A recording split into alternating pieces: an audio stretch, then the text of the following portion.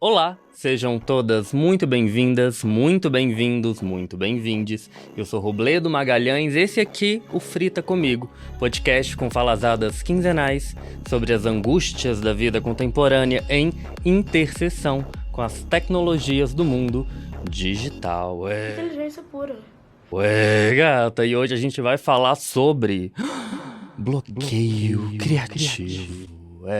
A gente vai tocar na ferida, a gente vai falar desse ponto, sim, que é o calcanhar de Aquiles de todo criativo, criativa, que hoje se propõe a produzir online, tá online, seja para vender a sua arte, seja para mostrar os seus processos e tudo mais. Bom, primeiro, só para dar um pouco de contexto, esse conteúdo, uma parte desse conteúdo que eu vou compartilhar aqui hoje com vocês nesse episódio, além de estender a nossa conversa sobre criatividade, demanda serial do último episódio, ele faz parte de uma aula que eu fiz para o Creators Boost. Na verdade, uma aula dentro do módulo de criatividade e criação de conteúdo que eu leciono com muita felicidade para o Creators Boost, o programa de aceleração de creators da UPix Nacional, com fomento babado de UPix, Magazine Luiza, Itaú, enfim. E Hotmart também, agora já que deu jabá, a gente dá completo, né? Bom, e aí uma grande pergunta que fica para todo criativo, e aí também não só na internet, né? De qualquer pessoa angustiada, criativa na vida, é o tal do bloqueio criativo, né? Então, vamos ali começar a fazer a conta junto aqui. A gente faz o que faz porque gosta. A gente pode partir daí, né? Seja pintar um quadro, seja remixar uma música, seja fazer uma aquarela, seja fazer poesia, escrever poesia, seja lançar um grafite, enfim. A gente faz o que faz porque a gente gosta de fazer isso, a gente gosta de ocupar o nosso tempo com isso. Eu parto um pouco do princípio, meio papo psicanálise, né? Que a gente faz isso para dar conta de lidar com uma angústia interna que está aí dentro de todo mundo, né? E por isso a gente cria, a gente inventa, a gente faz algo a partir disso. Ótimo. Nos últimos anos, e não muito tempo, se a gente pensar na história humana como um todo, né? Isso é muito doido se a gente coloca a gente em perspectiva na história do mundo, na história do universo. Mas para o papo não ir tão longe, vamos pensar em há quanto tempo a gente tem internet no bolso. Né? Se a gente for comparar, muito pouco, uma, duas gerações no máximo. E junto com a internet no bolso, as redes sociais. Porque hoje em dia, falar de internet mobile, é falar de uso CPF em redes sociais. Porque é onde se concentra grande parte do tráfego que rola na internet. E aqui ainda um ponto, né? A gente tem visto pesquisas recentes que mostram que, inclusive, o tráfego de search, de busca, que antes ia para páginas externas, como o Google, por exemplo, o YouTube, hoje tem sido feito dentro de redes de troca de conteúdo, como o TikTok. A gente falou isso recentemente, nos episódios para trás também, né? Mas, bom, então a gente tem uma ou duas gerações convivendo com a possibilidade de se amostrar no mundo. E, bom, isso é vendido pra gente de muitas formas, tá? Vou contar pra vocês. A jornada do herói improvável, né? Aquela pessoa que não tinha nada, não tinha os recursos para poder lidar com a grande dimensão do que está de frente, salvar o mundo, ser o grande líder, porque essa pessoa tem um talento nato. De alguma forma, a gente cresceu um pouco acreditando nisso, né? E aí vem a internet com outras tantas narrativas de pessoas que deram certo, pessoas que viralizaram e a partir dessa viralização mudaram a sua vida, mudaram a vida do seu entorno. A gente vai fomentando, e aqui eu acho muito importante fazer não só um recorte de classe, como um recorte de classe geoglobal, assim. Se a gente fala desse chamado Sul Global, a América do Sul, a gente está falando de nações muito pobres e com sociedades muito marcadas por desigualdades sociais muito grandes, de acesso e de tudo mais. Então, se a gente fala da possibilidade de uma pessoa sem recursos e sem acessos, de repente, viralizar e então mudar, entende? O sonho que vai se criando junto disso. Então, é óbvio que junto desses últimos anos em que a internet nos acompanha no bolso, muitas, muitas, muitas, muitas pessoas estão tentando a sorte, por assim dizer. E eu tô aqui junto com vocês, ó, produzindo conteúdo, tá? Não tô me colocando fora disso, não. Mas, de repente, eu quero mostrar que a gente tem uma outra variável no jogo, que é essa tal da vitrine da internet. Que, entre muitas aspas, qualquer um, com muito pouco, pode acontecer. E aí é uma outra conversa com outros recortes tantos, né? Principalmente hoje sobre oferta e demanda, em que as redes já estão muito saturadas, no sentido de gente colocando, né? A pandemia foi um fator muito decisivo nessa equação, inclusive, que muita gente, inclusive forçadamente, né? Era o recurso que se tinha, vai para o online, começa a produzir online, enfim. Dentro disso, vamos fazer o recorte das pessoas criativas. Entre muitas aspas, porque eu não gosto, né, de separar pessoas criativas de pessoas não criativas, porque, como eu já disse, para mim, o ato da criação, o criar, é uma condição, uma característica humana. E aí eu acho que a gente vai dando alguns rótulos e alguns méritos, assim, né, para quem é artista, para quem não é artista, para quem é criativo, para quem não é criativo. Enfim, isso vai ficando meio complicado assim, mas bora lá. Pessoas ditas criativas, também nesse mercado, nosso mercado criativo, né?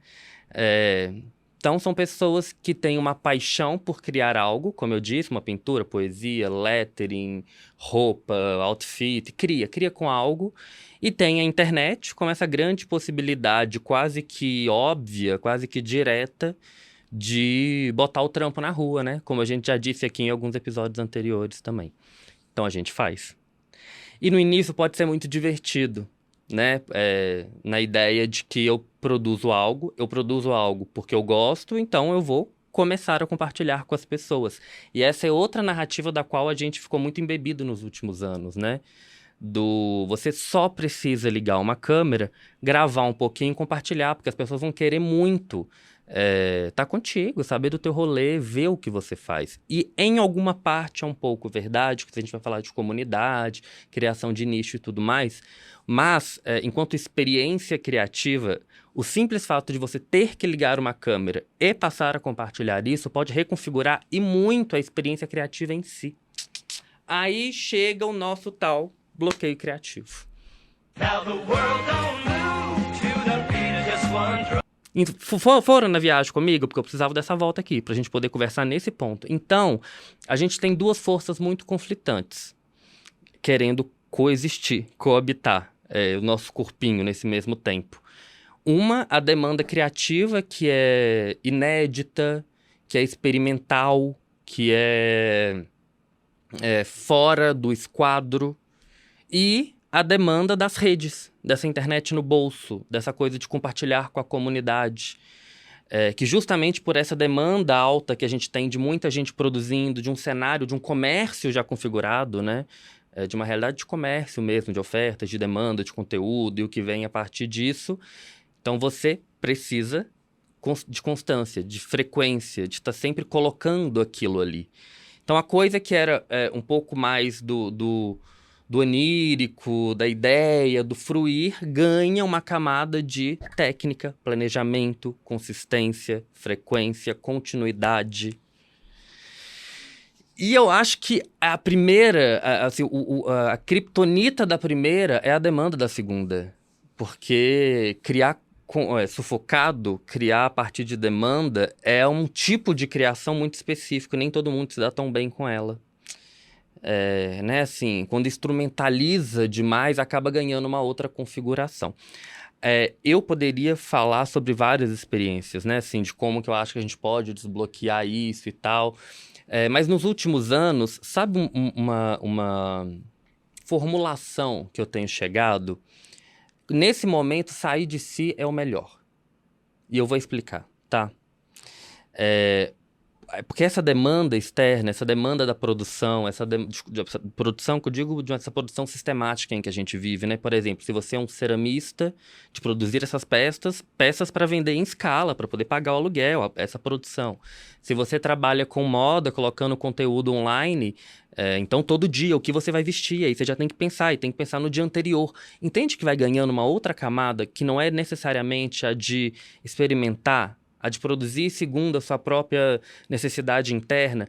E aqui eu quero fazer um recorte que eu acho necessário também, que eu tô falando de criatividade e não de originalidade. Esse quebra-cabeça tá muito confuso e quem começou ele vai ter que terminar. Quando a gente fala de originalidade, a gente tá falando mais de algo, entendo eu, inédito em comparação ao mundo, né? Assim, algo que ainda não foi visto, algo que ainda não foi produzido, algo que ainda não foi feito. Quando a gente fala de criatividade, dentro dessa perspectiva toda que eu tô aqui traçando com vocês, eu tô falando de uma demanda interna, né? Eu tô falando de uma necessidade, de uma vontade, de um desejo de realizar aquilo, de produzir aquilo. Seja aquilo, como eu tenho dito aqui, seja lá qual for a sua onda de produção criativa por aí. Então, quando começa a pressionar muito, né? Eu tenho que postar, tem que sair, os projetos têm que entregar. Tô falando de rede social, mas às vezes também, sei lá, você é um designer, você é um ilustrador, e aí você vai trabalhar num estúdio, numa agência, aí você precisa soltar layout atrás de layout. E aí a coisa vai virando uma outra configuração que não você produzindo aquilo que você gosta de produzir, né? Bom, a gente teve uma pergunta dessa no episódio anterior, inclusive, em que a gente conversou sobre quando a criatividade vira negócio, assim, ela perde o brilho, como que acontece, daí um pouco a conversa que a gente está tendo. Bom, bateu o bloqueio criativo, não consigo entregar o freela, não consigo postar, para mim tudo isso não está fazendo mais sentido, sufocou, né? Tem uma hora que dá o limite, né? Se o limite não vem de fora, de dentro, ele vem de fora. Ele é imposto, né? Assim, uma hora a parada para de funcionar. Eu acho que então é sair da gente, porque a gente estafou. E tem uma narrativa, como eu tenho dito aqui, tantas outras que a gente tem aí sendo embebido nos últimos tempos, não mais pelos filmes da Disney, como a gente falava e culpabilizava nos últimos tempos, mas por uma produção louca que a gente mesmo tem feito nas redes, né? Mas essa ideia de que a criatividade ela é inesgotável, que a pulsão criativa, que o fazer criativo, ele é inesgotável. E eu acho que é uma outra falácia, porque criar demanda. E nesse ritmo frenético de alta demanda que a gente tem vivido, e aí eu vou distribuir só para a gente poder mostrar, né, assim, os short contents nas principais plataformas curtas, a aceleração de áudio, se a gente vai ouvir no WhatsApp ou qualquer coisa assim, tem imputado a gente uma frequência alucinante ainda maior, né? Bom, travou, não consigo, não sei, meu Deus. Não existe mais daí. Então, a elaboração que eu disse que eu tenho chegado nos últimos anos se permita ser um pouco guiado nesse processo. Porque a gente também fica muito solitário dentro dessas nossas próprias angústias. Porque aí também, creator, tá todo mundo indo da tua casa, geralmente, a maioria. Ou se não, tá todo mundo aí home office, autônomo. Todo mundo com muitos recortes, né? Óbvio. Então, esse ser guiado pode passar por muitos caminhos, né? Você pode testar um outro esporte que você já testou na infância, ou outro que você teve um interesse, e permitir que um outro profissional de uma outra área te guie num outro lugar. Tem um caminho mais instrumentalizado, que eu vi nos últimos anos e que me agrada muito, talvez agrade vocês também, que são os livros de processo criativo. E aqui, sem fazer merchan de um ou de outro, tá? De uma forma geral. Os livros de processos criativos, eu acho que são bons SOS, assim, sabe? Emergências que a gente pode ter em casa. Para não precisar, porque também imagina, né? Eu dei um bloqueio criativo, tem que começar uma nova aula para ver se desbloqueia. Quanto investimento, né? Em muitos sentidos. Então, eu passei a gostar e colecionar, viu? Livros de processos criativos de muitas configurações diferentes e vou explorar alguns com vocês. Esse primeiro, eu gosto muito dele, chama Listografia. Um livro definitivo para todas as listas de sua vida. Em que você vai, ao longo das páginas, respondendo perguntas. Por exemplo, lixe seus prazeres inconfessáveis. Lixe as coisas que mais irritam você. Lixe o que mudou em você desde a adolescência. Lixe os amigos mais memoráveis do seu passado. Lixe os locais mais inusitados que você já transou. Lixe seus professores favoritos. Lixe as tendências de moda que você seguiu ao longo dos últimos anos, enfim. E aí, à medida que você vai escrevendo, além de refletindo sobre si mesmo, você vai, no final das contas, produzindo uma autobiografia em listas. Eu achei a proposta muito divertida. Esse é um livro que eu uso também, usei durante muito tempo nas consultorias na hora de formatar a persona do negócio. Na verdade, seja branding persona ou buyer persona, a persona do negócio ou para que o negócio vende. Porque falar de persona nos últimos anos também ficou meio desgastado, né? E aí parece que é só um texto para estender um público-alvo.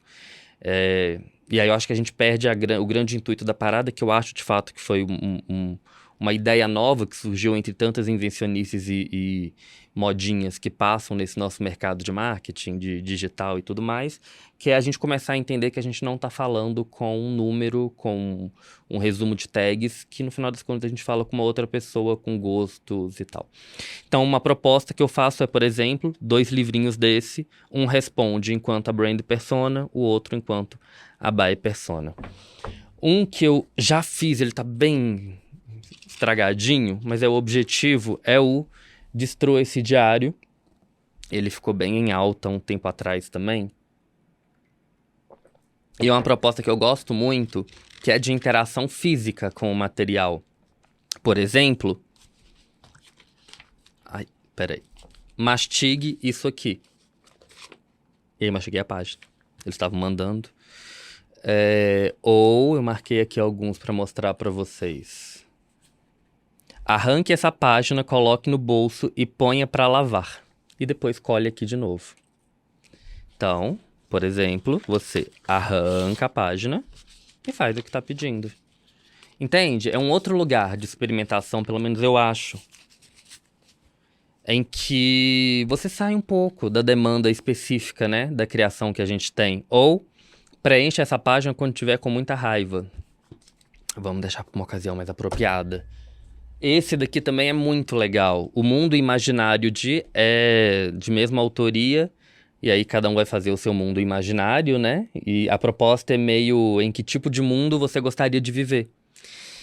E esses livros, cada um usa como quer, né? Óbvio, né? Isso aqui é uma dica de vida, se eu puder dar, se você quiser ouvir.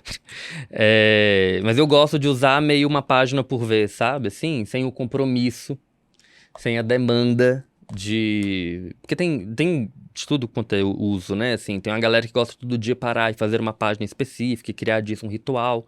Nesse lugar que eu tô falando do bloqueio criativo, eu acesso de uma outra forma, né? Ficam todos eles lá na minha estante, bem do lado onde eu trabalho. Porque eu trabalho muito a partir dessas referências, né? Mas também porque bateu um bloqueio, literalmente, estão todos acabados, inacabados e em processo, como pra mim essa atividade funciona melhor, sabe? Aí, por exemplo, nesse livro, O Mundo Imaginário, de Robledo, você escreva alguns livros, lixe os livros que você escreveu no seu mundo imaginário. Sobre o que são? Você escreveria sobre o quê? Lembrando que é um mundo imaginário, então em outras propostas de atividade que eu já fiz, tem tipo assim, tem chão, não tem chão, as pessoas andam, as pessoas voam. São propostas diferentes, né, que te pegam ali pela tangente de um outro lugar, quando a gente está num hiperfoco de criação. E aí, uma dica minha seria, óbvio, não fazer disso um conteúdo, né? Porque vem esse empuxo também. Então, é um outro lugar, entende? Porque aí não precisa ficar bom, não precisa ficar aesthetic, não precisa nada. Precisa ser feito só. Isso baixa o sarrafo num lugar muito bom, viu? Outra aqui, descreva as diferentes espécies de animais. E aí você vai inventando a partir disso. Tem um outro aqui que não é necessariamente um livro de fazer, mas que para mim entra no mesmo lugar. Tem alguns outros nessa mesma linha, mas eu selecionei esse para trazer para vocês, que é o 100.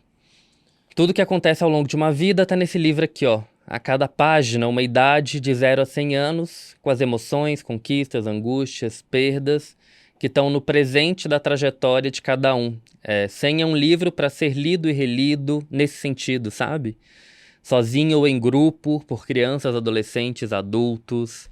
Neste lugar que eu acho que ele é um livro de processo criativo. Eu vou mostrar para vocês, vai fazer mais sentido. Cada uma delas mostra um número referente à idade, como aqui, 55, e algo que alguém aos 55 anos aprendeu. Tem um aqui que eu achei maravilhoso, que é 64. Alguém... E todo muito bem ilustrado, óbvio.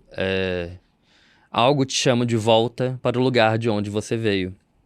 E isso pode, dependendo do dia, te pegar de muitas formas, né? Pode, inclusive, te inspirar a retornar para locais de criação ou ir visitar sua família. Talvez muito tempo que você não vá por lá. E se permitir estar um pouco tangenciado por essas possibilidades de ser guiado, né? Leva a gente para outros lugares que talvez ali talvez não, no nosso flow do dia a dia, na rotina e tal. E a gente não vai, né? A gente acaba, enfim, tomado pelas muitas demandas que se tem mesmo, né? Bom, e aí nesse lugar, livro 100, e tem outros, é um livro gostoso de se consumir coletivamente mesmo. Ou sei lá, ler quando você tá feliz, ler quando você tá triste, ler quando você tá com raiva. Ler com o namorado, com a namorada, com o sobrinho, com o pai, com a mãe, com o avô. Concorda, não concorda, sabe? Não só no lugar de deixa eu ver um aprendizado, é de possibilitar trocas, outras, tantas. Esse é um projeto que eu fiz com uma amiga minha, muito nesse sentido em que a gente tem 24 perguntas, com a Ju, um beijo, nosso caderno de percurso, em que você vai preenchendo, né, tipo, ó, a primeira pergunta de forma criativa.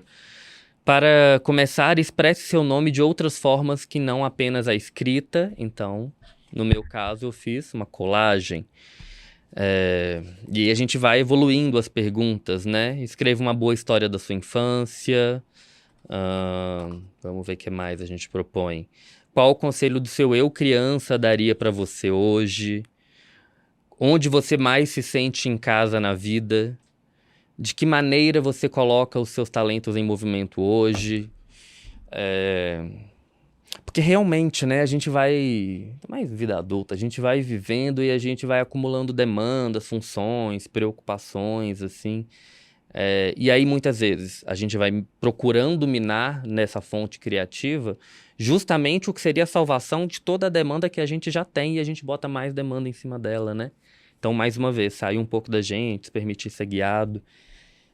Esse daqui, ganhei do meu namorado, muito lindo, que é uma outra forma, é um outro jeito de processo criativo, em que é um livro com os bairros de Buenos Aires, e aí você vai colorindo aos pouquinhos, e aí vai ali do lado lendo sobre, entendeu?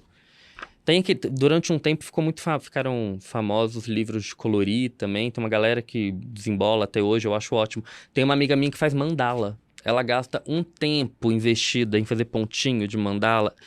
Pra mim não cola, pra ela colou. Acho incrível, vai na mesma linha, né? E isso não é um livro que propõe, na mesma linha, esses três aqui, ó, de mesma autoria. E tem outros, inclusive. Isso não é um livro, propõe que você faça outros usos deste livro, como, por exemplo... Isso é um mapa. Crie um mapa a partir de um aspecto do seu dia a dia. Algumas possibilidades são a sua mesa de trabalho, o seu trajeto para o trabalho ou para a escola, a sua mesa de jantar, ou... Isso é um trecho de outro livro. Pegue um livro na sua estante ou biblioteca, abra numa página qualquer e escreva a primeira frase que vier aos seus olhos. Bom, galera... Aqui são alguns exemplos, né? Tem tantos outros aí. No final das contas, quando eu digo de ser guiado e de sair um pouco de você, é porque a gente vive, vou dar o fecho do capitalismo tardio, mais uma vez, para quem acompanha o podcast sabe, a gente vive num tempo de capitalismo tardio, em que a gente tende a não só se isolar, como isolar os seus sofrimentos. Fica um pouco aprisionado nas suas próprias angústias. Gente, não é possível, eu fico lá em casa à toa o dia inteiro e não consigo soltar o vídeo que eu preciso. E é claro, meu Deus do céu, que pessoa que sofre, mas sofre. No sentido de que existe uma demanda e que tem uma pressão e que esta é a realidade de trabalho dessa pessoa, entende? Assim, a gente começou nesse capitalismo tardio a capitalizar coisas muito sensíveis de serem capitalizadas, como mostrar a sua vida, compartilhar cada vez mais sobre você, compartilhar o que você cria, como você cria, o resultado do que você cria com frequência e constância. Vamos falar que isso não é demanda. Isso é demanda pra caramba, né? E vai um pouco nesse sentido que eu digo, de encontrar com o outro, encontrar com a vida, encontrar com as páginas dos livros e com as propostas criativas que eles trazem. Porque quando a gente está ali também preso na nossa rotina, no nosso ciclo, na forma como a gente faz, do jeito que a gente faz e na forma como a gente conduz os dias, é de fato muito difícil a gente encontrar uma brecha, um outro caminho, um outro jeito de fazer. Não é balela, né? Assim, é real. Mudanças geram mudanças internas, inclusive, que muitas vezes a gente não está muito disposto a tancar, né? Bom... Vou deixar vocês com essa? Não, vou deixar vocês com uma... Pílula de coragem. Gata. Ó, falaram que não era pra deixar de abrir pílula de coragem, então vamos fazer da seguinte forma. Pílula de coragem agora é uma coisinha nossa aqui, ó. Quando for episódio solo, comigo, com a gente aqui, ó. Papo olho no olho, coração no coração, papo reto na real... Eu abro uma pílula, entende? Que aí vale pra mim, vale pra vocês, vale pra produção, vale pra todo mundo, né? E fica sendo a pílula da vezada. Vamos nessa? Ó, me falaram, recebi inbox, que a batida de tambor dessas pílulas, ela é babadeira. Que realmente chegou nos corações. Vamos ver com qual é a mensagem da Ana Maria Braga que a gente vai ficar. Parece marmelada, vocês viram que foi no ao vivo, né? Tá tudo bem errado. Sério. Acho que não vai dar pra pegar, né? Tira uma foto e mostro pra vocês lá nas redes depois. Então, tá tudo bem errar. Sério. Sério mesmo, né? Inclusive porque que demanda louca se a gente tiver que realizar tudo isso e não puder nem pisar fora do esquadro, né? Eu aceito lacre em minha vida. Eu aceito lacre em minha vida. Porque eu sou uma lacradora. Porque eu sou uma lacradora. Porque ninguém me tomba. Porque ninguém me tomba. Porque a partir... Bom, espero que esse papo tenha feito sentido por aí, de verdade. Que a dica faça sentido. Não precisa ser esse o único meio de sair do bloqueio criativo, de se permitir ser guiado, mas confio que a essa altura do campeonato vocês já cataram a fritação por aí, né? Se quiser continuar trocando comigo, ó, Rô S2 Marketing, S2 tipo coraçãozinho, e Marketing MKT, em todas as redes sociais, podcast disponível em todas as plataformas também. Peço ajuda para compartilhar, manda para mais gente, pra gente que possa se interessar, porque isso fortalece demais o corre do lado de cá. Projeto independente faz sentido chegando em mais gente, que assim, talvez, quem sabe, o projeto comece a se sustentar, tá? Então, real, é compartilhar no Zap, no Story, como fizer mais sentido por aí. Se me ajudar a chegar em mais gente que também faça sentido, vou agradecer demais. De verdade, tá bom? Ó, um beijo e até o próximo papo. Até.